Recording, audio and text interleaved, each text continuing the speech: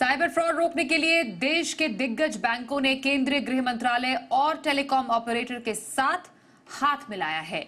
MHA के तहत आने वाले 140 यानी कि I4C माफ कीजिए, यानी Indian cyber crime coordination centre की इसमें अहम भूमिका रहने वाली है।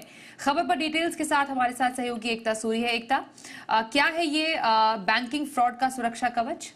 जी बिल्कुल स्वाति, दरअसल बैंकों ने जो है वो अब केंद्र सरकार के साथ हाथ मिलाया है, क्योंकि दिन ब दिन जो है वो साइबर फ्रॉड जो है वो बढ़ते जा रहे हैं। अब I4C जो है ये एमएचए के तहत आती है। ये क्या करेगी कि जैसे ही किसी ने साइबर क्राइम जो अपना है वो www.cybercrime.gov.in या फिर 1930 पर अगर डायल करके जितनी जल्दी रिपोर्ट किया उतनी ही जल्दी I4C एक्शन में आएगी और सिस्टम में जो पैसा है जो गलत तरीके से किसी के अकाउंट से डेबिट हुआ है उसी समय ब्लॉक कर दिया जाएगा।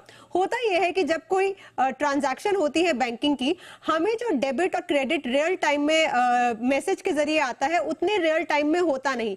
पैसा जो है कुछ समय तक बैंकिंग सिस्टम में मौजूद होता है। इसलिए जैसे ही I4C को पता चलेगा कि एक साइबर फ्रॉड हुआ है किसी के साथ, उसी समय वो हरकत में आके उस पैसे को ब्लॉक कर देगी, ताकि जो हैकर या फिर जो साइबर यहाँ पर चोर है उसके हाथ वो पैसा ना पहुंचे और वो उसे विड्रॉ ना करे या फिर अपने बिल्स ना पे करे। दूसरा ये है कि I4C एक डेटाबेस बना रही है। साइबर क्राइम को जब हम रिपोर्ट करते हैं, हम अक्सर बताते हैं कि इस नंबर पे हमने जीपे किया या फिर यूपीआई हमने इस्तेमाल किया, ये ईमेल आईडी है, ये वेबसाइट है या फिर किसी और सोशल मीडिया का हैंडल है। जब ऐसे ही एक डेटाबेस की लिस्ट बन रही है, जिससे होगा ये कि फ्यूचर में कस्टमर जो है वो ये देख पाएगा कि जिस यूपीआई आईडी पर वो पैसे भेज रहा है या फिर जिस वेबसाइट के साथ वो डील कर रहा है, क्या वो सही है, क्या उसका साइबर क्राइम से कोई लेना देना है या नहीं, क्योंकि ऐसा डेटाबेस जो है उसे हैंडी मिल रहा है। तीसरा ये कि बैंक्स जो है I4C टेलीकॉम ऑपरेटर्स के साथ हाथ मिला रहे हैं। उससे होगा ये कि अगर कोई भी ओटीपी जो है वो जनरेट हो रहा है लेकिन वो रजिस्टर्ड एड्रेस से की जियो लोकेशन से दूसरी जियो लोकेशन है, तो ओटीपी जनरेशन के वक्त ही कस्टमर को अलर्ट कर दिया जाएगा कि ये जो ओटीपी है, आप जिस एड्रेस से, जिस शहर से अमूमन ट्रांजैक्शंस करते हैं, ये उस ओटीपी उस जियो लोकेशन से काफी दूर पर जनरेट हो रहा है।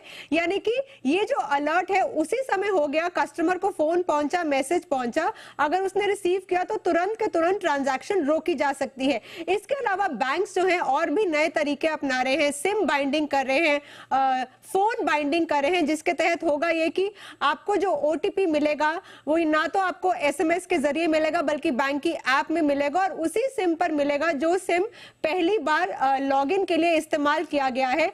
फोन बाइंडिंग में उसी फोन पर जिस हैंडसेट के साथ आपने पहली बार बैंक के साथ डील किया है, अपनी ऐप आपने डाउनलोड की है। यानी कि बहुत से जो सिस्टम है वो अपनाए जा रहे हैं, जो बैंकिंग सिस्टम रोबस्ट हो और साइबर क्राइम जो है वो रुके। और यहाँ पर एक बहुत अहम भूमिका है I4C की, क्योंकि बैंक्स जो हैं उन्होंने मिनिस्ट्री ऑफ होम अफेयर्स के साथ हाथ मिलाया है ताकि ये जो साइबर फ्रॉड्स हैं ये कम हो। स्वाति, बिल्कुल, तो साइबर फ्रॉड पर लगाम कसने की पूरी तैयारी। धन्यवाद करेंगे एकता इस जानकारी।